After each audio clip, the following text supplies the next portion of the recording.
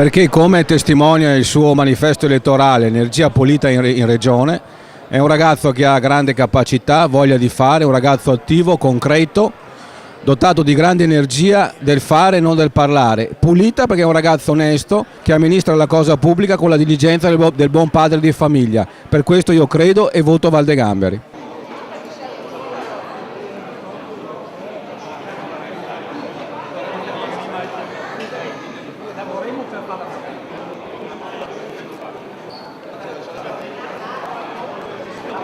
Perché il Consiglio regionale è un'attività in cui ci sono stato per 10 anni, è molto difficile, per cui candidare e votare una persona che già conosce l'apparato della macchina vuol dire poi recuperare sul nostro territorio molti finanziamenti e molti interventi utili per la nostra popolazione.